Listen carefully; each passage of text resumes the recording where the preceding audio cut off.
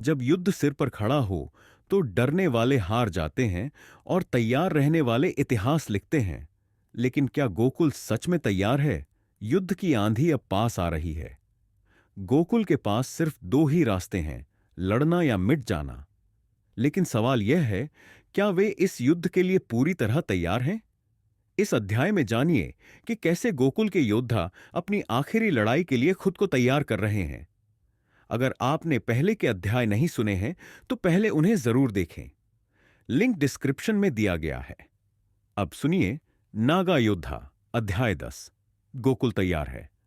भोर होते ही गोकुल सुनहरे रंग में नहा गया।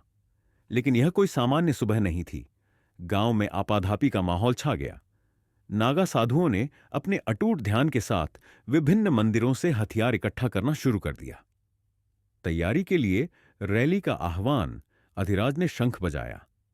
बात तेजी से फैल गई थी और स्थानीय लोग समर्थन में इकट्ठा हो रहे थे।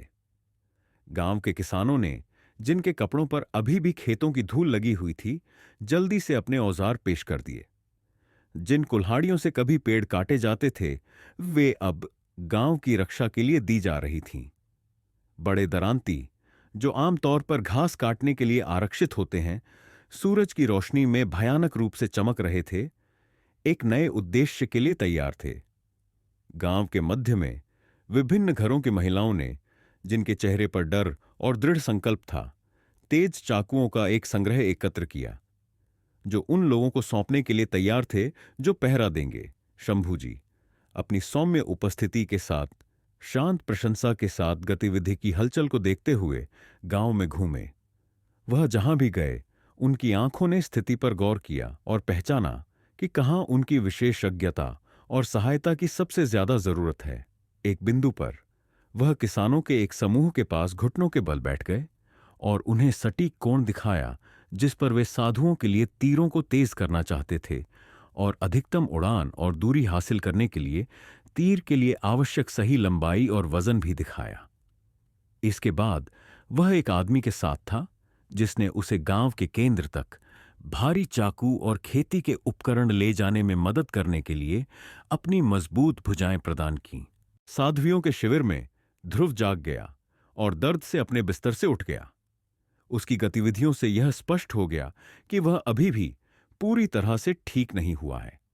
शंभू जी को कुछ ही कदम की दूरी पर देखकर ध्रुव उनके पास चलने की शक्ति जुटा सका। शंभू जी को बिना मुड़े पता चल गया कि ध्रुव आ रहा है और बोले, हमारा समृद्ध इतिहास अच्छाई और बुराई के बीच शाश्वत लड़ाई की बात करता है, युवा। हालांकि आप अभी पूरी तस्वीर नहीं देख पाएंगे, याद रखें कि यह लड़ाई यह सुनिश्चित करने के लिए है कि धर्म की रोशनी लगातार चमकती रहे। शंभू जी ने ध्रुव को अपने पीछे चलने के लिए कहा। वे अधिराज के पास चले गए, जिसने एक विशाल पीपल के पेड़ की छाया के नीचे एक बड़े कपड़े पर दिव्य हथियारों का एक प्रभावशाली संग्रह फैलाया था। जब वे स्थल पर पहुंचे तो शंभू जी ने प्रशंसा के साथ प्रत्येक हथियार उठाया। सबसे पहले उसने त्रिशूल उठाया। उसके 3 शूल सूरज की रोशनी में चमक रहे थे। शंभू जी ने कहना शुरू किया, मुझे आपको यह बताने की जरूरत नहीं है कि यह शक्तिशाली भगवान शिव का है। त्रिशूल सिर्फ एक हथियार नहीं है, इसके 3 बिंदु सृजन, संरक्षण और विनाश के संतुलन को दर्शाते हैं। शिव के हाथों में यह हमें अस्तित्व की चक्रीय प्रकृति, जीवन के सार और कैसे सब कुछ आपस में जुड़ा हुआ है कि याद दिलाता है। आदिकाल में जब ब्रह्मांड अभी भी आकार ले रहा था, देवता और असुर हमेशा संघर्ष में रहते थे। अंततः अमृता का अमृत प्राप्त करने के लिए देवताओं और असुरों ने मिलकर दूध के ब्रह्मांडीय सागर का मंथन करने का निर्णय लिया। यह घटना समुद्र मंथन के नाम से विख्यात हुई। समुद्र मंथन के दौरान जो उन्होंने मंदार पर्वत को धुरी के रूप में और नाग वासुकी को मंथन की रस्सी के रूप में उपयोग करके किया था, कई दिव्य वस्तुएं, जीव और विष निकले। सबसे पहले सामने आने वाली चीजों में से एक हल्ला हल्ला नामक घातक जहर था। इसके धुएं ने सृष्टि को नष्ट करना शुरू कर दिया और न तो देवता और न ही असुर इसे संभालना जानते थे। सृष्टि के संभावित विनाश को देखते हुए देवताओं ने भगवान शिव से हस्तक्षेप की मांग की। अपनी असीम करुणा में भगवान शिव ने हलाहल को पी लिया हालांकि जहर ने शिव को कोई नुकसान नहीं पहुंचाया, लेकिन इसने उनके गले को नीला कर दिया, जिससे उन्हें नीलकंठ या नीले गले वाला नाम मिला। जहर की तीव्र ऊर्जा को बेअसर करने के लिए शिव को अपार शक्ति वाले हथियार की आवश्यकता थी। ऐसा कहा जाता है कि ब्रह्मांड ने स्वयं उसकी आवश्यकता को पहचानते हुए अपने तत्वों से त्रिशूल का निर्माण किया। शिव को दिया गया त्रिशूल ब्रह्मांड के 3 कार्यों सृजन, संरक्षण और विनाश पर उनके नियंत्रण का प्रतीक है। उस क्षण से त्रिशूल भगवान शिव का एक विस्तार बन गया, जो उनकी ऊर्जा और शक्ति का प्रतिनिधित्व करता है। यह 3 क्षेत्रों पर उनकी महारत का प्रतीक है: भौतिक, आध्यात्मिक और आध्यात्मिक। विभिन्न धर्म ग्रंथों में भगवान शिव को ब्रह्मांड में संतुलन बहाल करने, बुराई को दूर करने और धर्म को बनाए रखने के लिए त्रिशूल का उपयोग करने का वर्णन किया गया है। त्रिशूल को नीचे रखते हुए शंभू की उंगलियां धनुष की जटिल डोरी को छू गईं। प्राचीन साम्राज्य मिथिला में राजकुमारी सीता के लिए एक भव्य स्वयंवर आयोजित किया गया था। पूरे देश से प्रेमी उसके विवाह का अवसर पाने के लिए एकत्र हुए। शर्त सरल लेकिन कठिन थी। भगवान शिव के पवित्र धनुष, दिव्य शिव धनुष को उठाना और उस पर प्रत्यंचा चढ़ाना। एक एक करके शक्तिशाली राजकुमारों और योद्धाओं ने धनुष उठाने का प्रयास किया, लेकिन वह अडिग रहा। रावण ने भी अपना हाथ आजमाया, लेकिन वह उसे उठा नहीं सका। तब अयोध्या के राजकुमार और भगवान विष्णु के अवतार भगवान राम शालीनता से आगे बढ़े। अपार शक्ति के साथ उन्होंने न केवल शिव धनुष को उठा लिया, बल्कि सहजता से उस पर प्रत्यंचा भी चढ़ा दी। राम के दिव्य स्पर्श से धनुष एक जोरदार दरार के साथ टूट गया, जिससे हॉल आश्चर्य से भर गया। जबकि इस उपलब्धि ने कई लोगों को आश्चर्यचकित कर दिया, इसने भगवान विष्णु के 6ठे अवतार और भगवान शिव के भक्त परशुराम को बहुत क्रोधित किया।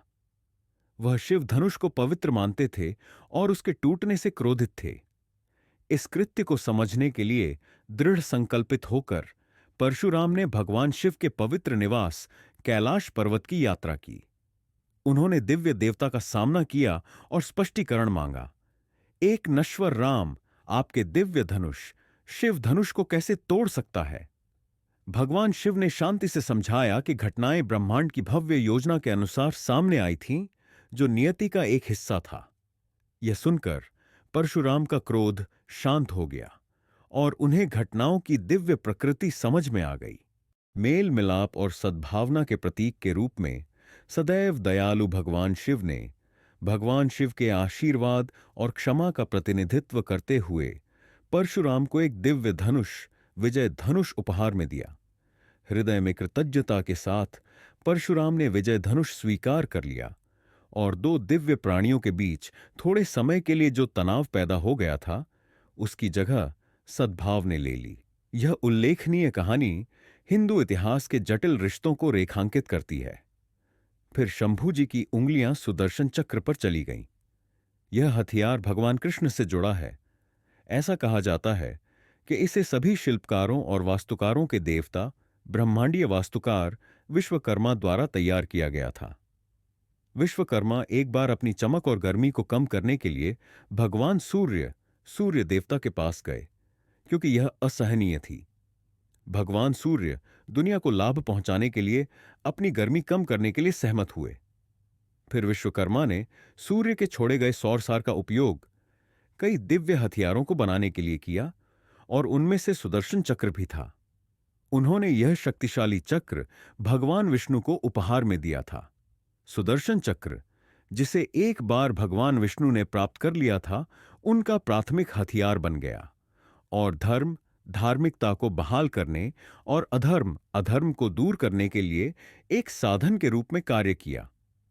ऐसा माना जाता है कि चक्र में दुश्मनों को नष्ट करने और सटीकता और गति से बुराई को खत्म करने की शक्ति है और हमेशा अपने उद्देश्य को पूरा करने के बाद अपने स्वामी के पास लौट आता है। सुदर्शन चक्र भगवान कृष्ण द्वारा चलाया गया था, क्योंकि वह भगवान विष्णु के अवतार हैं। भगवान कृष्ण ने अपने जीवन काल में इस हथियार का विभिन्न उद्देश्यों के लिए उपयोग किया था। ऐसा ही एक उदाहरण शिशुपाल नाम के एक व्यक्ति से जुड़ा है, जो चेदी साम्राज्य का शासक और भगवान कृष्ण का चचेरा भाई था। हालांकि रिश्तेदारी का बंधन साझा करने के बजाय उनके बीच दुश्मनी थी। एक भविष्यवाणी में बताया गया था कि शिशुपाल का अंत कृष्ण के हाथों होगा। शिशुपाल की मां ने कृष्ण से अपने पुत्र के अपराधों को क्षमा करने की प्रार्थना की। हमेशा दयालु रहने वाले कृष्ण ने वादा किया कि वह शिशुपाल के अपराधों को माफ कर देंगे, लेकिन केवल एक सीमा तक, 100 अपराध। यह चरम क्षण पांडव राजा युधिष्ठिर द्वारा आयोजित भव्य राजसूय यज्ञ के दौरान आया। समारोह के दौरान उन्होंने कृष्ण को पहली पूजा देने का फैसला किया, क्योंकि उन्हें सबसे सम्मानित अतिथि माना जाता था। इससे शिशुपाल बहुत क्रोधित हुआ, जो पहले से ही कृष्ण के प्रति द्वेष रखता था। वह खड़ा हो गया और कृष्ण का अपमान करना शुरू कर दिया, हर दोष और मनगढ़ंत कहानी की ओर इशारा करते हुए सभा के सामने उन्हें अपमानित करना शुरू कर दिया। हर अपमान के साथ शिशुपाल अनजाने में अपनी सीमा के करीब पहुंच गया। जैसे ही वह 100वें अपराध पर पहुंचा, कृष्ण का धैर्य समाप्त हो गया। शांति से, बिना किसी स्पष्ट क्रोध के, कृष्ण ने अपने सुदर्शन चक्र का आह्वान किया। आग और ऊर्जा का पहिया जीवन के लिए उछला, ढीठ राजा की ओर बढ़ने से पहले चारों ओर घूमता रहा। एक झटके में शिशुपाल का सिर धड़ से अलग हो गया और उसका जीवन समाप्त हो गया, जैसा कि भविष्यवाणी में बताया गया था। सभा में स्तब्ध होकर सन्नाटा छा गया। सुदर्शन चक्र अपना कर्तव्य निभाकर अपने स्वामी के पास लौट आया। इस घटना ने न केवल सुदर्शन चक्र की शक्ति को प्रदर्शित किया, बल्कि भगवान कृष्ण के असीम धैर्य और दैवीय न्याय की अनिवार्यता को भी प्रदर्शित किया। भगवान कृष्ण ने अपने चक्र का उपयोग करके कंस, शिशुपाल और जरासंध सहित कई राक्षसों को हराया। भगवान नरसिम्हा ने राक्षस हिरण्यकशिपु को हराने के लिए अपने दिव्य चक्र का उपयोग किया, जिसे मनुष्य या जानवर द्वारा नहीं मारा जा सकता था। भगवान विष्णु ने राहु, जयद्रथ और हैग्रीव जैसे राक्षसों को हराने के लिए अपने सुदर्शन चक्र का इस्तेमाल किया। लेकिन यह केवल विष्णु का चक्र ही नहीं था जिसने सिर को शरीर से अलग किया। हमारी देवियों ने भी तलवारों से सिर काटे हैं। शंभू जी ने एक तेज धार वाली घुमावदार तलवार को सहलाने के लिए हाथ बढ़ाया, जिससे उनमें हल्की सी सिहरन पैदा हो गई। उन्होंने गंभीर आवाज में कहा, यह देवी दुर्गा का उपकरण है, खासकर उनके काली और दुर्गा अवतार में। तलवार दिव्य ज्ञान का प्रतीक है जो अज्ञानता को काटती है। आप देखेंगे कि मां काली सदैव एक कटा हुआ सिर धारण किए रहती हैं। कटा हुआ सिर अहंकार का प्रतिनिधित्व करता है, जो अनियंत्रित होने पर हमें भटका सकता है। काली हमें सिखाती है कि कभी-कभी शांति और पवित्रता पाने के लिए हमें अपने भीतर के राक्षसों का सामना करना चाहिए और उन पर विजय प्राप्त करनी चाहिए। ध्रुव की आंखें आश्चर्य से फैल गईं। शंभू जी के शब्दों को आत्मसात कर लिया। हथियारों को सिर्फ युद्ध के उपकरण के रूप में नहीं, बल्कि ज्ञान के उपकरण के रूप में देखा। कहानियां केवल लड़ाइयों और विजय की ही नहीं थीं, बल्कि सद्गुणों, मूल्यों और जीवन की गहन सच्चाइयों की भी थीं। नारायण और आजा अपने काम से ऊपर देखते हुए यह महसूस करके मुस्कुराए कि कहानियों के माध्यम से शंभू जी अतीत और वर्तमान के बीच एक पुल बना रहे थे, यह सुनिश्चित करते हुए कि उनके धर्म का सार ध्रुव जैसे युवा दिलों में जीवित रहेगा। पहाड़ की तलहटी में नागा योद्धाओं की भीड़ ने बड़े पैमाने पर पत्थरों को धकेलते हुए परिश्रम पूर्वक काम किया। वजन के नीचे उनकी मांसपेशियां तन गईं। उनके चेहरे पर दृढ़ संकल्प झलक रहा था। जैसे ही चट्टानें अपनी स्थिति में बदल गईं, पृथ्वी ही गड़गड़ाने लगी। वनराज ने भी अपनी राजसी हथिनी दुलारी की मदद से योगदान दिया, जबकि छोटा गोलू हर जगह अपनी मां के पीछे पीछे चला। शानदार जानवर उसकी तुरही पूरी घाटी में गूंजती हुई बड़े बड़े लकड़ियां और सूखी घास के ढेर उठा ले गई। उनकी शक्ति और सहयोग तैयारियों में सहायक रहे। गोकुल की ओर जाने वाला मार्ग बहुत व्यस्त था। हर गुजरते पल के साथ नागाओं ने अपनी सुरक्षा में परतें जोड़ीं। योद्धाओं द्वारा बड़े बड़े बंडलों में लाई गई घास को मार्ग में सावधानी पूर्वक बिछाया गया था। यह सिर्फ कोई घास नहीं थी, बल्कि सबसे सूखी घास थी जो उन्हें मिल सकती थी। ज्वलनशील तेल के ढेर लाए गए। बहुत सावधानी से नागाओं ने इसे घास और रास्ते पर फैला दिया। इसकी तीखी सुगंध आसपास की मिट्टी की खुशबू के साथ मिल गई। तेल सूरज के नीचे चमक रहा था, अपनी उग्र क्षमता को प्रकट करने के लिए एक चिंगारी की प्रतीक्षा कर रहा था। अन्य कार्यों के बीच वनराज और कुछ नागाओं ने सावधानी से लकड़ियां रखीं। उनका उपयोग बैरिकेड्स और चौक पॉइंट बनाने के लिए किया। ये दुश्मन को उनके इच्छित रास्ते पर ले जाएंगे, जिससे वे उनके द्वारा बिछाए गए जाल के प्रति असुरक्षित हो जाएंगे। अंतिम स्पर्श छलावरण था। घास और अतिरिक्त पत्तों का उपयोग करते हुए नागाओं ने अपने जाल छिपा दिए, जिससे यह सुनिश्चित हो गया कि सरदार खान की आगे बढ़ने वाली सेना तब तक बेखबर रहेगी जब तक कि उनके लिए बहुत देर नहीं हो जाती। जैसे जैसे तैयारियां पूरी होने लगीं, एकता और दृढ़ संकल्प की भावना हवा में व्याप्त हो गई। नागा अपनी अटूट भावना और अपने परिश्रम के फल के साथ किसी भी खतरे से अपने घर की रक्षा के लिए तैयार थे। अचानक मठाधीश ने प्रत्येक नागा साधु के लिए एक घोषणा की। इकट्ठा हो जाओ, हम एक प्रतियोगिता कर रहे हैं। प्रत्येक नागा साधु ने आदेश सुना और यह देखने के लिए पहुंचे कि प्रतियोगिता किस बारे में है। मठाधीश ने फिर कहा, गति और सहन शक्ति की परीक्षा नागा साधुओं के बीच सबसे तेज का निर्धारण करेगी भाग लेने से। वनराज मासूमियत से आगे आया और पूछा कि क्या वह नागाओं के साथ प्रतिस्पर्धा करने की कोशिश कर सकता है। वनराज को हां की उम्मीद थी, लेकिन मठाधीश की ना से उसे निराशा हुई। मठाधीश ने आगे कहा, उन सभी लोगों के लिए जो उम्र और ताकत के आधार पर योग्य हैं, यहां चुनौती है। दूसरी ओर आपका रास्ता रोककर अन्य अनुभवी और ताकतवर नागा खड़े हैं। कुछ लोग दूर से नकली तीरों से आप पर हमला करेंगे, कुछ अपने शारीरिक कौशल और नकली हथियारों से आपकी गति को धीमा करने की कोशिश करेंगे। इस दौड़ को जीतने के लिए आपको केवल गति की आवश्यकता नहीं है, आपको सतर्क रहना होगा और आपकी सजगता को तीरों और आपको रोकने की कोशिश कर रहे लोगों से बचने के लिए तैयार रहना होगा। जो दूसरी तरफ अजा तक पहुंचेगा वही चुना जाएगा। मठाधीश ने अजा की ओर रुख किया और अप्रत्याशित चुनौतियों में गति की गंभीरता को समझते हुए उन्हें इस दौड़ का संचालन करने का निर्देश दिया। हवा 70 युवा नागा साधुओं की प्रत्याशा से गूंज रही थी, जो अपने खूंखार बालों को स्वतंत्र रूप से लहराते हुए प्रारंभिक पंक्ति में इकट्ठे हुए थे। वे एक दुर्जेय दृश्य थे। प्रत्येक एक अनुभवी योद्धा था, जिसे वर्षों के कठोर प्रशिक्षण और अनुशासन से निखारा गया था। अज्जा ने कठोर लेकिन उत्साहवर्धक दृष्टि से समूह का सर्वेक्षण किया। वह इस क्षण के महत्व को जानता था, भविष्य पर इसके निहितार्थ को जानता था। ऊंची और स्पष्ट आवाज में मठाधीश ने दौड़ शुरू करने का संकेत दिया और जंगली चीतों के झुंड की तरह साधु भाग निकले। दौड़ कठिन थी और यह उनकी ताकत की परीक्षा थी। यह उनके लचीलेपन का सच्चा परीक्षण था। ट्रैक असहनीय गर्मी के साथ खतरों से भरा था, जिससे नंगे पैर दौड़ना और भी कठिन हो गया था। इसके बावजूद वे चीते की तरह दृढ़ निश्चय के साथ दौड़े। कुछ ने नकली तीरों की मार झेली और कई बैरिकेड से गिर गए। ग्रामीणों और वनराज के लिए यह दृश्य दौड़ के बजाय युद्ध जैसा था।